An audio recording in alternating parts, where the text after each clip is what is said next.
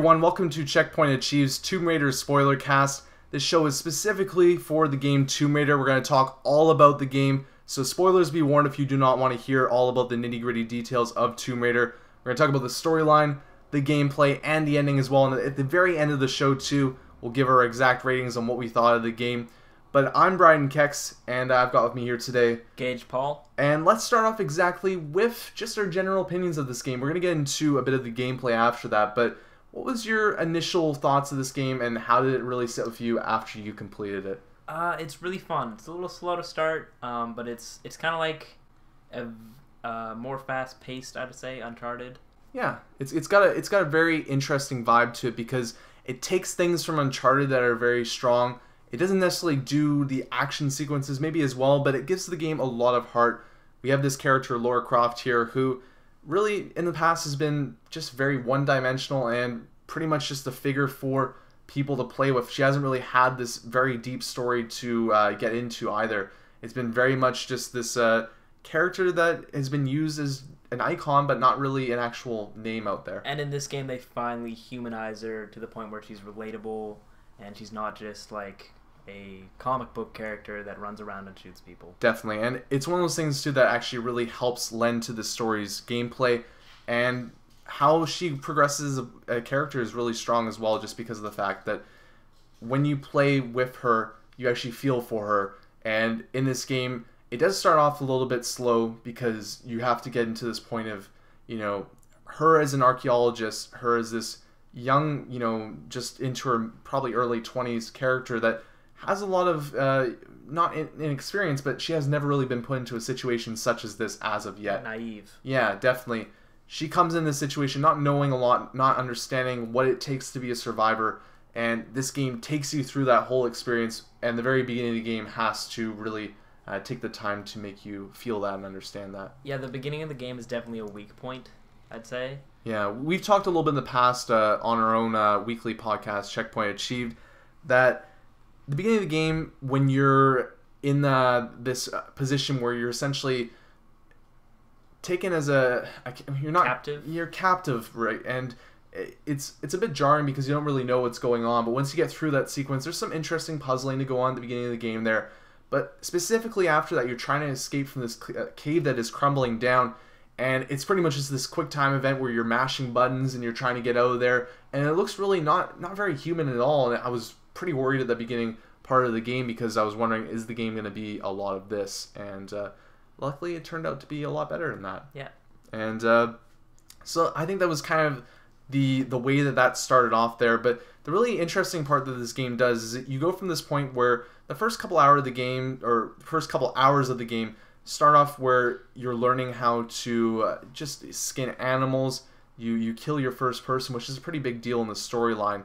And this all continually builds up to her as a character kind of getting a little bit more thicker skin. It's yeah, you kind of go through a transformation with her, similar to one in like Far Cry 3, except not to that same level where it's still relatable. Yeah, she never loses her kind of sense of being a person. Yeah. You look at Jason Brody in Far Cry, and that guy went from being a completely normal person to pretty much just a crazy psychopath. Yeah, he enjoys it at the end. And that was really a jarring experience for me, and I'm not a woman, so I can't exactly relate to Lara Croft, but a lot of people talk about her being a figure that you want to protect, and the game does a good job of kind of getting you connected to this character and really wanting to help her out.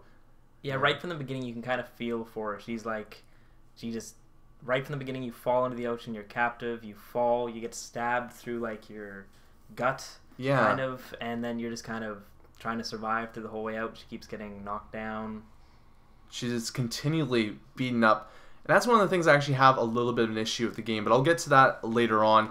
Let's continue on, actually, with the process of where this game goes. So, you're trying to get connected with your other, crew members that are your friends and people that you're also going on this exploration with. And you're, at the very beginning, kind of separated from them, but you get to experience these situations where you're reconnected with them, but you lose another person. What did you think of these characters as actual plot devices, as players, or not players, but people that were a part of the story? Did they lend to it much, or was it kind of, a little bit shallow in that aspect? The characters are good. They're not amazing. I think that they did a really good job with Laura, and because of that, it almost makes the other characters seem like not as fleshed out. But what I really loved was those diaries, things like that, and it just really helps you you read those and then you go and look at cutscenes and you can see that the characters behave like they do in the diaries, things like that. They give you a bit of a nod in this game too, where if you go out and actually find those diaries, the parts of these diaries that really, kind of express, there's stuff about, people from a wartime period, ancient periods, so those kind of give a little bit more of what's going on in this island. But for the actual diaries from the people that were on the ship, those ones are really interesting because, as you said, they don't necessarily completely say, this person is in this relationship with this person and make it explicit in the cutscene, but what they do is they kind of give you the wink and nod that if you actually go to the effort to find these extra pieces, the game, rewards you for doing that and lets you see a little bit more from the storyline. It'd be interesting to replay the game or watch all the cutscenes again after reading all those things. Yeah. And just kind of seeing the underlying tones of people's relationships. And sometimes they didn't come in order either, did they? Where you kind of felt like, maybe I went back to places after the fact. I'm like, that's why she was angry at me for doing that. Or not necessarily exactly, perfect for that type of aspect, but still the ones that I got at the right moments and I saw a cutscene 5 minutes later, it clicked perfectly for me and I really got to enjoy that. So you go from that aspect, that point where you're this fragile person that gets beat up a lot, and you start transforming a bit as a character, which is kind of unique to this game that we've seen before, but they do a really good job of, hammering that home. Yeah, I still think it's a little bit, towards the end, it's a little bit exaggerated with the amount of people she's killing, but it never totally loses its feet. It's still grounded in reality. I really enjoyed how the game, not necessarily, as you said, later on in the game, there's some points where I'm like, really? I'm going to have to fight, a dozen people right now? This seems a little bit crazy for her to get through that. Yeah. I would have actually enjoyed, because this game's a pretty easy game. I played it on medium, and I pretty much got through it without dying, except for a couple of traversal parts where I just missed a jump or something like that. Yeah. It never frustrated me. I feel like I could have played the game on hard. I wouldn't have had an issue with it. And I almost wish, in a way, that they had cut back on some of the action sequences. Not the action sequences where she's jumping and stuff, but the action sequences with enemies, and really made it a little bit more grounded. Because there's points in that game where I feel like too many people are flying at you and it becomes a bit unrealistic in that manner. But the beginning of the game, going into, let's say, the second hour to the 5th hour or so, it's the perfect amount. You go into these circumstances, there's 3 or 4 guys, exactly what you'd expect in a circumstance like that. Sometimes you have to wonder how many guys are actually on this island. It starts to seem like, there's an infinite supply of these people, because you think probably some of these guys have died. Where are they all coming from? There's a lot of and ifs or but, and video games are like that. There are plot holes in this story. That's not really that big of a plot hole anyway, but still there's that aspect to it. But I really felt like at those points, running into 3 or 4 people, I was like, this is a perfect amount. Yeah. And the game lets you handle them the way you want to as well. Yeah, it's really, especially at the beginning, I remember one of the scenarios I remember is there's these 2 guys talking and then a guy up top, and I remember being like, okay, I can shoot an arrow at the wall to distract them, hit the guy up top, they won't notice, and it's a reasonable amount, but it's still a danger. You have that aspect where you could go in guns blazing, but it's so much more enjoyable to just kind of, hide behind cover, come into a situation, listen to these people, and then pick them off one by one, or go, well, if I go and attack this person right here, then I'll be able to take him out, then there's only 2 people left, and I can kill that guy. Yeah. You build it into a certain way where you're able to eventually take them all out without anybody hearing you. And that's extremely rewarding, and I enjoy when games give you that opportunity to do that. There wasn't many times where I would actually go on guns a-blazing unless the game actually forced me to. Yeah, definitely. It was really... That was the points that I actually felt like, okay, this is a bit much. There was a couple points that I actually enjoyed the fact that I got to use my weapons. And the game really, gives you the opportunity to experience and use as many weapons as you want, and also there's points where the shotgun feels like it's something that you should use, and the machine gun and the pistol feels great as well because it's kind of like the go-to weapon of Lara Croft. And obviously the bow and arrow is the one that you want to use, the one that feels the most enjoyable, because for whatever reason, video games have now fallen on this mythical bow and arrow, and it's being used in all these games. And hey, I'm not complaining, because pretty much every game I play with bow and arrow, it's fun. the past 6 months, sign me up. I want more bow and arrow. And yeah, they do a really good job of that.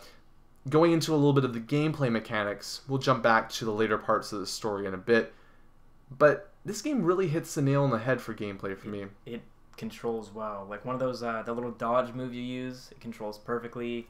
It feels like I'm actually can use it correctly almost every time. I never have a function where I'm like, oh, I ran into the wall. Didn't mean to go that way. This game is a great game, don't get me wrong, but it steps up to another level for me because I felt like I had full control. We're talking about these sequences where we're picking apart the situation where there's 3 or 4 guys in a scenario.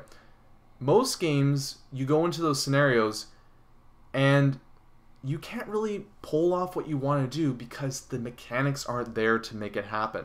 Sometimes they are, and maybe you're not using them the exact way that you want to, but most experiences for me feel like that I can't really take out the situation the way I want to really do it.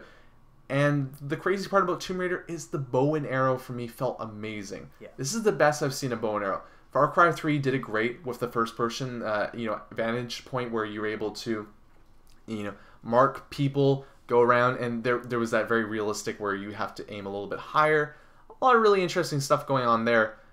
But when it got close with the bow and arrow in that game, you were done. You needed to use weapons. It wasn't like you could be this insane killer with a bow and arrow. And it felt like if you hit them, they didn't always die if you hit them in the center mass. Sometimes they did though.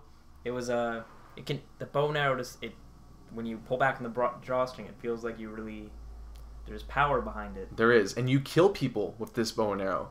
I was never worried. There was some heavier guys later on in the game that you had to start worrying about. Most of the game, though, I never had to worry about the fact that with this bow and arrow, I was able to really just take out these guys in this area, and I did not have to use any other weapons if I didn't want to. But I could mix it up, I could change it up, I could pull that shotgun on the last guy if I wanted to run in. But I didn't have to. It really let me make my own decisions. And this game is a very narrow game at points, but it gets it right because at other points as well, it opens up and it lets you explore. Yeah, one of the funnest parts I had early on is I was having tons of fun just going through it linearly, and I got to a part where you have to go help, what's his name? The guy... Roth. I had to help Roth. I had to go get him some medical supplies. Yeah. And that's where I found my first tomb. So I went in there and I was like, oh, this is really cool. Then I found my map and I was just going around exploring, collecting all these like journals and little like trinkets and GPS caches. A lot of the time I kind of found that as I went, and I actually say good on the game because a lot of the points in the game I felt like I didn't have time to stop. After the game was done, I went back and I collected a lot of things. I felt like the right thing to do, even though it wasn't necessarily grounded in the storyline. But the game does that where the storyline really keeps you going, but there's all this neat stuff that you can go do if you want to. It's there if you want to check it out. And there's certain points in the story that you're like, I can't do that right now. I've got to go save this person. This is not, I have no time to go treasure hunting. But there's other points too where you're sneaking around, you find this, tomb, and you're like, I'm gonna go take a look in here, see what this is all about, and it makes a fun little time to go into these tombs. I wish there was more of it because really this game does stray away from its tomb hunting and tomb raiding, to be exact. There are interesting puzzles later on in the game, but the early parts of the game just corely focus on our story and then into combat after that. There's almost like the only time there's really puzzles is in the tombs. Besides, I guess if you could count those rope. Sometimes there's like a rope puzzle where you have to crawl across ropes. Yeah, there was some interesting ones that I enjoyed. I never really got that stuck on them either. They were pretty easy to solve. They were never these intricate multiple room puzzles. You got to this one place after climbing and crawling into it, and after that you had this puzzle that everything was laid out for you there. You could put on your survival instincts. You kind of lay out what you needed to do, and you could do it. Then there you go. You were set in that point. Yeah. But we're talking a little bit about the gameplay here. Let's jump back to the story. We'll get into our exact feelings on what we thought of gameplay and get into some of the negatives as well. On top of that, but let's get into the actual later parts of this game. So she grows as a character. One of my favorite parts of the game, actually, that I want to highlight is getting to send the signal for the airplane to come, and that was before all the craziness happens because the helicopters and other stuff happens after that. But things are completely non-supernatural at this point. You are sent with a task from your crewmates to go up to the tower way up in the mountains and use that to contact someone. Yeah, you have the first thing where you're actually trying to go to the control tower or whatever it is inside, and it turns out that the place is obviously wrecked. So you have to go up to the actual tower itself and climb up there. And to me, that was probably my favorite part of the gameplay in the game, just because it had the perfect amount of enemies. This was still at the point where the game really only had 3 or 4 enemies coming at you, and you had a lot at your disposal at this point. I really started to feel comfortable with the character, and whatever reason, whenever there's snow in a game, it makes it like that much better. There's something that amps it up. And I really enjoyed that part of the game. It was a lot of fun. Yeah, I stopped in one sitting. I got to that part and stopped right before it. Yeah. Like right as you cross that truck and the guy grabs you and tries to throw you off. And then when I went back and played that, I was like, this is really fun. I'm climbing this big tower, and like even just climbing that tower, it humanized her almost, because you can tell she's terrified of going up that high. And it's like, it's a bit freaky too. This game throws so many circumstances where things break that you're at this point thinking, please no, don't hurt her more at this point. We do not need to see that. And that was a really great part. The game climaxes, and this might be a negative for it, at least for me. When you finally go to rescue Sam, and you're going to the temple, not the later temple, but where they are, the city that they're in. Yeah. You pass through the shantytown. Shantytown, really interesting part to the game too. That's where it opens up and you start getting these bigger arenas where you're facing a lot of guys. Still pretty much enjoyed that. But the action sequences and the whole ramping up of the story to get to this burning city at the very end you're trying to escape, that was pretty sweet as well. I really got a lot out of that too. And Matthias aside as a character, I was enjoying this kind of peaking moment. I played this game in one sitting all the way to the end of that, where after that Roth dies, and that's a bigger spoiler in this, is that he saves your life from Matthias, who throws his tomahawk at you, and he turns around, it hits his back, he has his heroic sequence, but that's before the whole crumbling of everything going down, and that was just a crazy sequence. So you're trying to escape. You don't even need to hit these guys because the building's blowing up. Yeah. Everything's going absolutely apeshit. And for me, I was like, okay, I'm sold. I'm in. I was having fun to this point. The beginning of the game, not necessarily sold on it, but it kept, just... Now you got me hooked. It kept going. I got hooked at the snow part. That was the real, that... Looking back, that was probably my favorite part, as I said. But this was another amazing part to the game where I was fully into it. Yeah, there's a lot of just great parts like that in the game. We'll get to the ending. It's really strong as well, and I just like just how it ends is with you and Matthias on top of that. I don't know. It's atop of the temple there, and we're jumping a little bit ahead, but it's unique, and there's a little bit of a cool nod there when she picks up his gun and she's got the 2 pistols in hand, a la original Lara Croft. That was kind of neat that they did that there. But yeah, so you go through that, and I actually like when games do this. That was the point that I probably got a lot of most of my collectibles were collected at this very point. That once you got through this amazing, climatic sequence, you jump onto the helicopter. You're nearly escaping. This is the second aircraft that comes to save you. The first one, that's when you start seeing that there's elemental things going on this island. The first case, you're thinking, okay, I'm going to get whoever's going to come save me, the U.S., I don't know. Coast Guard. Coast Guard. Someone is coming to help us out. That's all we know. The plane comes in, random storm starts and crashes the plane. Almost right on you, and you have to escape from it. Oh, we have to touch on that point, too. That is a crazy sequence of events there as well. That was the actual E3 demo where, you're trying to... I can't even explain it. It's pretty hard to go into the exact detail, but this game has so many moments like that. It's just these moment after moment insane action sequences happening. This is when you're going down the river. This is when you're at the top and you're trying to get down to this guy, right? And obviously he dies at that point. but like so many people do in this game. But yeah, you go through this next part there where you're going down these rapids and that pole death. Oh, she's gargling blood. It's just the fact that it lasts for like a couple seconds there, where it's like at first I had that happen, unfortunately for me, 3 times. I did not see any of the other deaths, like the wolf sequence. I never found any of those hard, but it was kind of janky in the rapids, and I felt like I was either going to the left or going to the right. I was never going down the middle, and I hit the poles 3 times, and I was almost like, enough, don't want to see this anymore.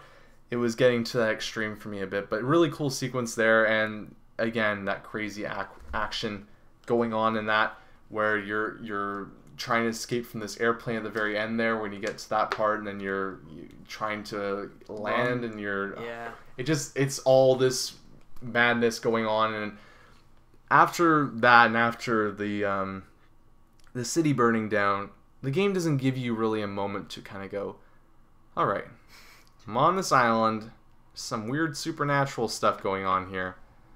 There's this leader of these people that seems a bit crazy. There's these guardians. Yeah, and it's all weird. But let me just take some time on the beach here to shoot some seagulls. This feels right. I'm going to go collect some stuff, go to some tombs. It felt like a really good point in the story as well, because it just gave me a moment to breathe. They have this narrow storyline, but this open, not expansive, it is very still closed, but just these places to explore and to find things to do. It was definitely a moment where I was actually able to kind of look around and see some stuff. I had already kind of looked around a little bit, so I was just trying to get through this story. So I guess we had different experiences at that point, because that was me. That was when I took my first break in the game, because I was freaking going through that. It went all the way to that point. I'm like, okay, taking a break. I'm gonna play some SimCity. That didn't work out, but went back to Tomb Raider, and then I decided I'm not gonna.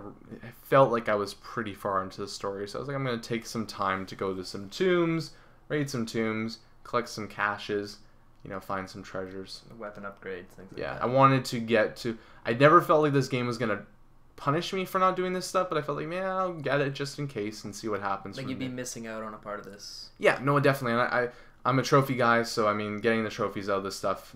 Yeah, I was hunting seagulls on the beach to get a certain trophy, which is probably sounds just absolutely stupid, but still, nonetheless. Before we go any farther than that, though, let's talk a little bit about the characters. I think that this game stumbles at this point. We talked about how integral they are, but you got. I really like the bigger guy. I forget his name now. He was kind of like, he didn't feel like the island was the great place. It felt the heebie-jeebies inside of him, telling them that this wasn't the place. See, I really enjoyed Sam as well as a character. I thought she was a pretty good character. Good. And it was nice because she gave humanization to your goal at the end of the game, because later on in the story, she is Himiko's ancestor. She's not ancestor Himiko to her. Yeah. And Matthias captures her later on. And is trying to do the ritual. Yeah, to bring her back. And the whole thing about that, too, is that this island is protected by, well, I guess you won't say protected, but this spirit of Himiko, this great Japanese... is kind of causing these storms, not allowing anyone to escape from the island. Yeah, this queen, she gets enraged because she has this process where she takes on the spirit of a new just host, essentially, and continues to live on. And the last one it kind of reveals in the journals is that she takes her own life to stop her from having this process continue, and she ends her own, I guess, through old age or one reason or another, and she's pretty raged up, and she's not too happy. So that's the reason why the island's all crazy, not insane supernaturals, but still has the supernatural element to it, right? And I enjoyed that. I felt like the game could have stumbled doing that, but it didn't deter me from the experience. That's one thing, comparing this game to Uncharted. In Uncharted 1, you go through this whole game, and then towards the end there's these creatures. It loses you a bit. Yeah, that's where I was like, I'm just done. This isn't... Yeah. And then with this game, I was worried as soon as I saw those guardians, like, kind of just walking by. I was like, uh-oh, what's happening here? It's going to go for that trope where it's like, we don't have a reason for everything to go on here, so supernatural is what so many games do, and it's a kind of a cop out, unfortunately. But I think it did it well. It didn't get too into it, and it made it fun. Yeah, no, definitely, and it was still like I felt like it was a just story. It was obviously supernatural, but it still seemed. I guess this sounds funny saying this. Realistic. But yeah, it seemed like it could work in a fun popcorn flick story. But yeah, you had Roth as well, who was a character that I enjoyed. He seemed like the older, grizzled guy that was all right. Yeah, I liked him. He was well done. Then there was Whitman. Whitman, the classic sleazeball. That's the thing about these characters too, is they all epitomize these characters that you expect out of them. They are stereotypes. They are. And I guess to drive away from having a stereotype, you really need to develop your characters, and that's unfortunately something that these games don't often have the time to do, because developing characters takes gameplay time, and often these games don't have the opportunity to really delve into that and make that happen. And I mean, you can look at some characters. Like, I felt like Sam was actually a non-stereotype character. I felt like she was a bit more fleshed out. Yeah.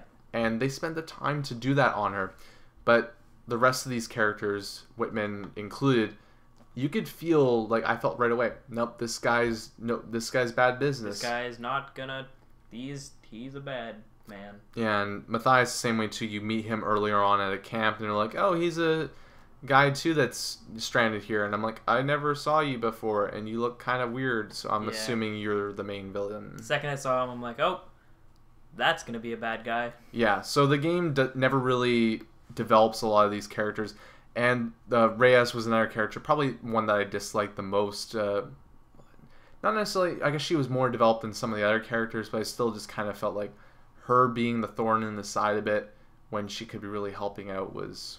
I guess you need that sometimes in games, but I felt like, why is this, why is that there? Yeah. So, and lastly, the other character, I guess we got to touch on too. I actually forget his name completely, but the dude with the brown hair and the escape shirt? Yeah. That was throwaway at best, because this guy was like there, and he's like, I hope Laura notices me in one of the journals, and I'm like, good job for doing exactly what you need. Well, not need, but what you expect from this game is that there's got to be the goofy love interest to the super powerful head, main character woman. And they had that. He had a cool moment where he died, and I don't mean it that way, but I mean he had his moment. He had his one moment where it was like, you're useful, and thanks. Yeah, you look at The Walking Dead, there's that one character, I won't name for spoilers, but there's that one character that's in your side that whole game, and he ended up being useful at one point. And I'm like, yep, well, you know what? I forgive you for the rest of this game, because you served your purpose and, killed yourself to help me out. There we go. We're moving on. And, yeah, and I guess the biggest character besides all that, they talk about some of the older... people that are in the journals. I wouldn't really consider them to be characters in the storyline, because they're just kind of people that you don't really know, but there's some interesting dialogue there.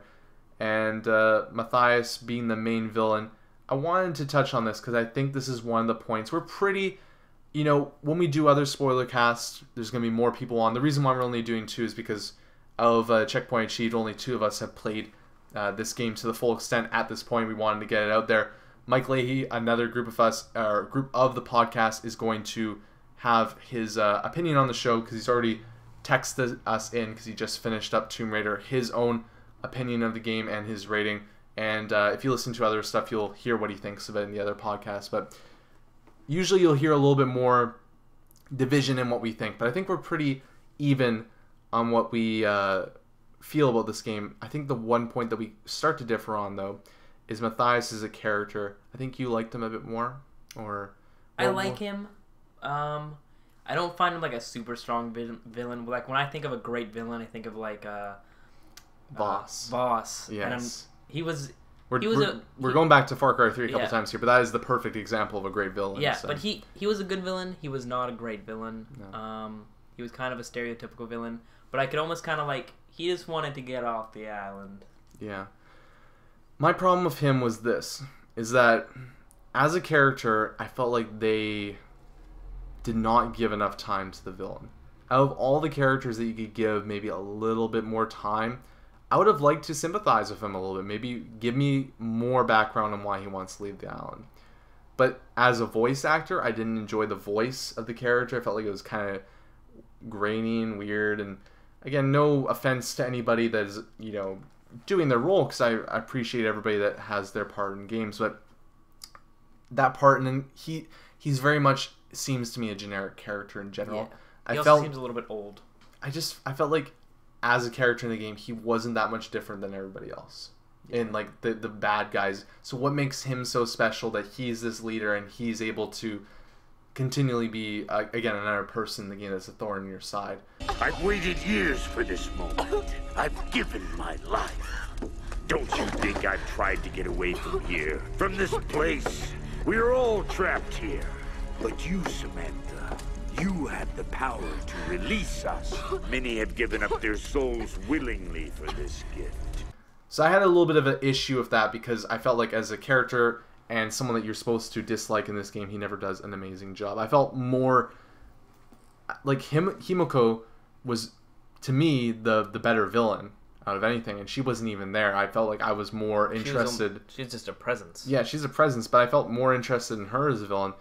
And I think it was a good job that they never actually humanized her. They never actually gave her the opportunity to like take over Sam or something. Yeah. Because if they made that like a final boss fight where you're fighting her, the game would have gone to the level of being supernatural stupid instead of supernatural, okay, this is all right. Yeah. So good that they missed that. But again, this game takes a really interesting turn because you continually get all these options and everything that you can use, and you find stuff in the environment that you never knew that you could actually get into originally. And with your new weapons, your new equipment, you're able to enter these places. Actually, I think that's one of the best parts about the game is that you go back to these places. Many people consider it to be something similar to Metroid, where you have that type of aspect where you're going back into an environment that you already were in before with your new weapons, and you're able to access new areas. I really enjoyed that part. But the later parts of the game really rely on all these, and it becomes a lot more traversal, a lot more kind of getting through these environments and less actual fighting at points. Like you have these arena battles where you're fighting way too many guys at once, but then you also have these traversal parts too. Yeah, I think they rely, like it was fun to get that rope and arrow thing, but the 50th time that I shot it against a plank and then crawled across it, I was just like, okay. I found the weird, like I don't even know what it's called exactly, but the one that made you go up the rope, I would have actually rather that not have been something that I could have used at all, because it was kind of weird watching her go zip right up that rope, and it was just like, how is that working right now? I don't understand. So that was another part of it, but they move on from the shipwreck to, you trying to find these pieces for the boat, because you're fixing up this boat. Reyes wants to leave.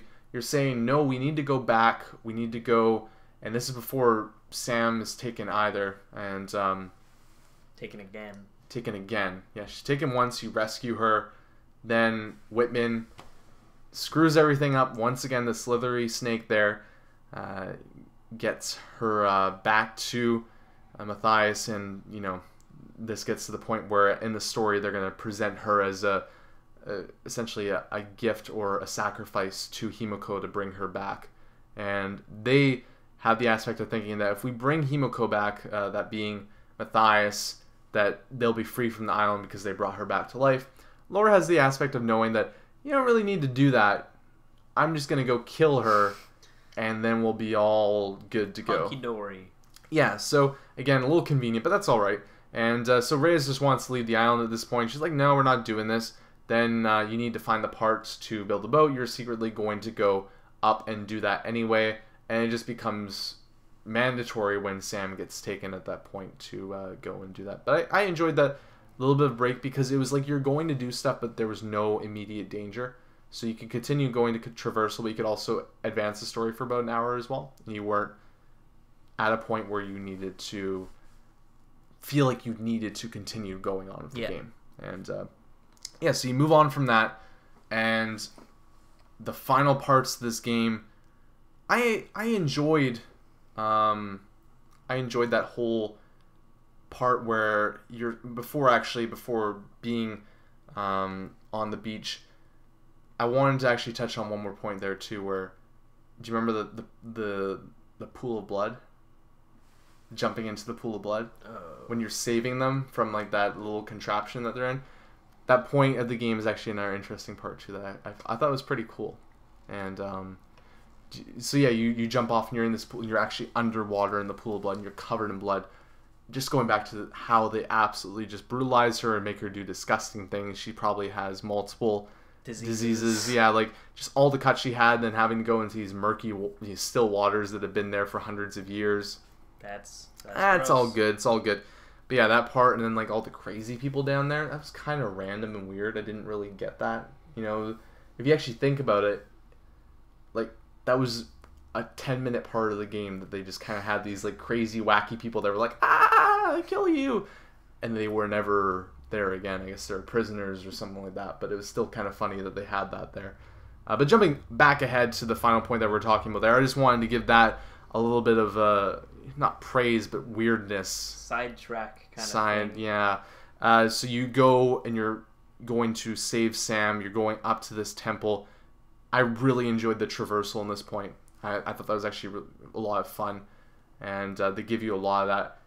And fighting these Stormguard were interesting.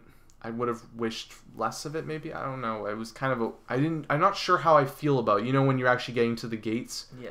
I was a bit it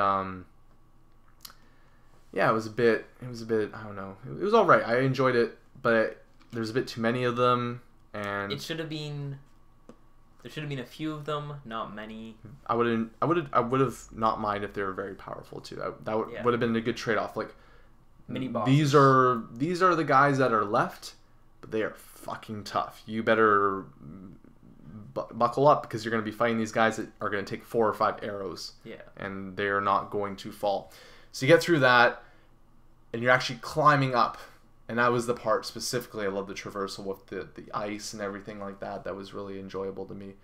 The final part of that game, though, I think this is where we differ. You like the final boss fight? Not so much the fight, just I don't know why, but I love the idea of two people's final battle kind of being on a giant pillar way up in the air. It was kind of neat how that all was. I found it a bit weird because it kept showing that massive Stormguard guy a couple times, and I kept thinking, they're going to make me fight him. God damn it, they're going to make me fight him. And he blew off the bridge at one point, you know, all this stuff happened to him. And finally you kind of fight him when you really didn't expect it to happen. And it was a lot of kind of quick-timey, button-mashing events there, which was alright, but I felt like they could have really used him at another point. I didn't want to fight him, but I felt like if they're going to use him, it would have been nice to see him at a different point in this game, maybe. Because this is like a mini-boss fight there, and then you have your fight with Matthias right after that as well. But it was actually pretty cool how they built that up, and again, I wasn't really able to use my bow and arrow, which is my favorite part of the game, so it kind of took away that part of it there, but still, overall it was very solid. And getting to the final fight, they give the nod when you kill Matthias, you pick up the second gun, and the exact like angle of it too is like all Tomb Raider pass cover, so I thought that was really neat that they did that. But the exact boss fight, did you like the boss fight, or? It was okay. I don't have I didn't hate it. No, I disliked it except for the part when you have the 2 pistols and you're going pow pow pow and you're shooting at them. That was my favorite part of that, and it wasn't memorable, but really you have to look at most games and say that most final boss fights aren't that memorable, unless they are like a God of War or something like that, where you expect there to be these amazing boss fights throughout the game, and then you sometimes get a really great boss battle. I think that actually when it comes to that stuff, it's like great boss battle is actually like a plus, not like you expect kind of mediocre boss battles at least, which sucks, but it's understandable. And so yeah, that happens there, and you do defeat him. You break the connection between Himiko and Sam. You save her and you carry her all the way down the hill, all the way to the boat, which was a bit funny. They're all there. Well, not them. I guess Whitman's dead. Everybody's pretty much dead at this point, minus Reyes and I forget his name too, but I really liked him as well. The bigger guy that was with the more tattoos. the native guy to the land. I enjoyed that guy a lot, but yeah, it was a good ending in that way. How did you feel about the exact ending though of like a survivor is born? The whole like I'm not going back home. That where she's kind of like going to go more adventurous. Yeah. I think it was just a setup for more games. I felt like they did. So again, I think a lot of my it's not dislike, it's just kind of like maybe for me I say not handled the best way. Yeah. So I don't have a lot to hate on this game, and I don't have some major points to really throw at this. But what the ending does there, I feel like there was a good point that they could have cut off into the sunset as they're going away. Even if they had, like that part I kind of like is when they're like, I don't know what happened to you, but you look like you've been through shit. That type part when they're actually back on the main boat. I would have liked if they kind of cut the dialogue there a bit and just be like, she's kind of like, yeah, I've been through some stuff. And then maybe she has a throw line, yeah, where she's like, yeah, okay, I'm not going back. This is my thing now. And then a survivor is born. I didn't really hate that part when they actually had that at the end of the game. I just kind of disliked how she had a bit of a longer monologue there where she's like, this has changed me and I'm never going back home. It was a little bit cliche. It was kind of like they were really setting up that she's like, yeah, I'm ready for this now. I would have totally accepted that she was kind of like, yep, this was an adventure. I got out of this.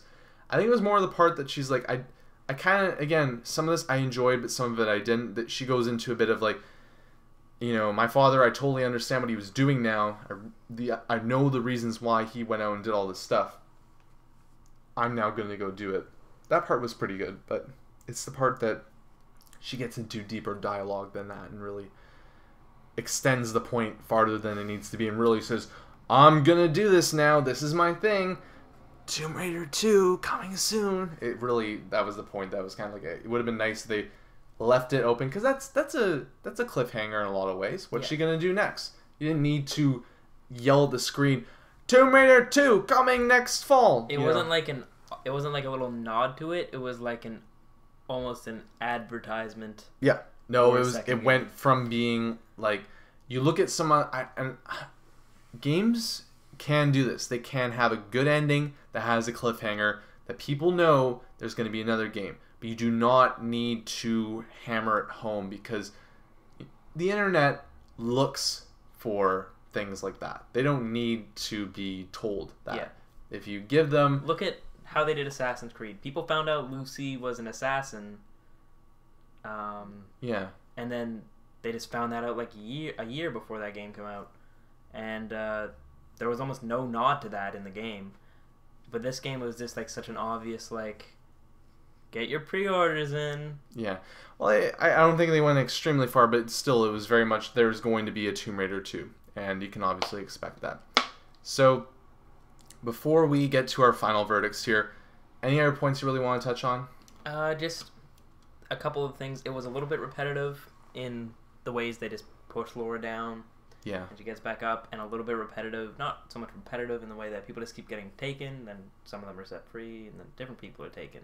No, I agree. I want to go to that point, though, that you have regarding her being kind of brutalized. I think that needs to be something that we need to talk about a little bit more, because in this game, she goes through a lot, and I think that any normal human being would not survive what she went through. We talked about the disease aspect of that. Again, video games, so we give it a lot of slack for all that stuff. But they really try and create this aspect of making you want to protect her, and I feel like they go a little bit too far of some of the actual pain that she has to go through. Because a really good point that I heard is at the beginning of the game, you know that you're going to be playing as her, and you know that she's not going to die as a character. She's Lara Croft. Yeah. They're not going to kill Lara Croft. So going to the extent of injuring her in certain ways at certain parts of the game, it really didn't feel necessary. No. Because you know that she's going to get over it. And all it did was make it unrealistic at points, because she did some crazy stuff that you're like, I don't think you'd be able to do that. And don't get me wrong, the game does a good job of, showing that, she's still kind of holding her side at this point. And later on in the game, too, not like just for 10 minutes and then going away. They do kind of pass on, and then you think, They're not going to bring that up again, but there's a couple points where they go, not necessarily saying, oh, this hurts because this happened, but you can see that she's holding it when she makes a big jump or something. Yeah, almost every time she does a big jump, she grabs that initial side that the thing went through on. So it's good that they actually show that she has these pains and this, weakness from the injuries she's already or already had happen to her. The other interesting part too is the game continues. We talked about the blood part. She gets dirty and she gets scarred up. She really shows her wounds. Yeah. And that's kind of a cool part that they do that too, because a lot of games, you get shot in the arm. You do not see that as an actual thing that's on that character's body. Towards the end, her clothes are like wrecked. Yeah, and it's very interesting how they obviously changed the texture model of her. It wasn't like that exact scar because you didn't do that part right. That they can never do that, and I don't expect them to do that either. But it was nice that they kind of nodded the fact that she's getting hit, injured, attacked. All this crazy stuff is happening to her, and it's showing on her body as well. And what I really like to see from the second game too is obviously she's going to be cleaned up more, but it'd be nice to see some of this still there, some of the scars. Maybe she still has this injury. I don't think they would go that far, but kind of showing a little bit of that too. And the other thing that we've talked about a little bit is that those action sequences are very fun, but the point of the game later on, where you're still going through a lot of this stuff, you almost are expecting it to happen, and when it doesn't happen, you're surprised. What? Yeah, you're at the point where you cross that rickety bridge and it doesn't break, and you're like, what? What? Why? But every bridge breaks. This isn't supposed to happen. And it's a bit disbelieving that you actually get to the point that you are so convinced that everything's going to break, everything's going to go wrong, that you are really thinking that everything is going to break and everything is going to go wrong. And most things do break. And most things do go wrong in this game. But overall, it is a little bit much at points, and I wish that was toned back a bit, but again, nitpicking. Yeah. So, overall, I think we have to say that we both really enjoyed this game. And we've never done one of these before. I'm going to give a little bit of a preview to this each time that we do Spoilercast, but we have a scale that we have here at Checkpoint Achieved. And this scale that we do isn't necessarily a very normal scale. We have 7 different categories that we consider games in. They're very based around price and whether you should play a game or not. The reason for this is because actual, ratings can be a bit trite sometimes because they don't necessarily say what you exactly thought of the game. I think sometimes you could feel one way and feel like you need to give a rating of a game a certain type because it's this of the franchise or something like that. I feel like going into something like this and actually rating a game is a lot easier to do when you're talking from terms that people can, fully relate to. So the terms that we have that we really rate our games on and how we felt about them, the very highest scale is a game is a classic. And rarely will we ever say a game is a classic. But these games are games that we think that will stand the test of time. Games that will be games that we'll consider at the end of the generation and say, that was one of the best. And to kind of give you an idea of this, is about 9.8 to 10. So really at the highest scale. Below that we have a must-have, which is a game that we've played and we consider to be something that any gamer needs to go out and play. It is a must-have. Even if you're not necessarily into that genre, wait a little bit, play it. But for the people that like that stuff, it is a game you need to go play right now. It is not a classic, but it is a game that is in the Game of the Year potential categories at the end of the year and really deserves a lot of praise for what it did because it's unique and it was a really fun experience. Below that, we have something that's full price, which is about, going from the high 8s to the lower 8s. This is a game that, we're talking to you guys from the perspective that we play a lot of games. We play dozens of games a year. So a full price game is a game that we'd go out to the store and buy it, not day one, but in the first couple weeks or something like that. We want to go experience that game. We have fun with it. It's a great game. We really enjoyed it, and we recommend it to you guys, but there's not an amazing quality to it that stands out to the point that we have to say something more about it. It is a game you should pick up if you get 3 to 4 games a year. Yeah. I not even that, though. I think more, if you're, the must-haves, or if you're a person that can only buy a couple games a year, if you can only get a Christmas present, a birthday present, maybe a couple games, must-haves are the games that you should play. A great game is a game that you should really consider to play if you like that. But I think a game like a full-price game is one that you should play if you have the opportunity to. But that's kind of like more on the 10 games a year scale, where that's a game you should go play right away. But maybe if you're someone that really can't afford that game, maybe it's a little bit lower on the scale. But still, a game that is a great game, and you should go out and enjoy it. Below that, we have Price Drop, which is about the high 7s to mid 6s. And this category is a little bit of a interesting category because you're going to see us give great games sometimes a price drop. And what that means is that we enjoyed the game. We think you should go play it. Again, on that scale that you play, let's say 10, 12 games a year. It's a game you should go play. But wait for the price drop. We really want you to support developers, because supporting developers is the thing to do, right, Gage? Yeah. But we also say to you guys that these are the games that you can wait. You don't need to experience this at the very moment. This is something that you can come back to. Wait till it's $50 or $45. Yeah, even, I look at Boxing Day sales when those come out. They're $29, $39. Stuff like that, where you know that people talk great things about the game, but there's flaws to the game too, and it's something that you don't need to play right away. Below that, we get into a little bit more of a lower category where we're not really recommending the game anymore. It's a lower 6s to 5. And this is the bargain bin. Now, we don't recommend these games, but if you really want to play them, wait till it's in the bargain bin. Meaning, there's flaws of this game. We found things in this game that we liked, but there's crucial flaws to this game that make it something that we can't fully recommend to you. These are the games that we maybe have a soft spot for, but it is pretty much screwed up. These are the games that have a redeeming quality, and if you're a fan of the series, maybe go play it, but just wait till it is something that you throw away the money at that point. It's $10, it's $20. It's something that you don't feel bad if you didn't enjoy the game. You're not emptying out your wallet. You'll still have, if you can get this game for cheap and you can still afford that full price $60 game, do it. Yeah, and this is the one that you go to when you want something to play, maybe in the leaner months of the year. Below that, though, we get into even the lower categories, and this is the 4s to the 3s. This is don't buy. We're telling you, don't buy this game. We're rarely ever going to give games this rating because we only play the games that we're all playing, and this is for the Spoilercast. So if we ever give a game and don't buy it, that means we made a mistake playing this game, because most games we're going to play, I think the lowest we'll ever have is a bargain bin, because a bargain bin is a game that we're going to play and we're going to be like, okay, this game just did not turn out to be what we thought. But Aliens Colonial Marines would be a don't buy, most likely. That would be a game that if we would have bought and did a spoiler cast for, we probably would have just told you guys straight up, we made the mistake, don't do it yourself. And below that, the worst of the worst is a broken game. And this game is a game that doesn't work. It has such terrible qualities to it that we're even saying, just don't buy it. Do not even think about getting this game. And again, probably never. Hopefully never we'll have to say that.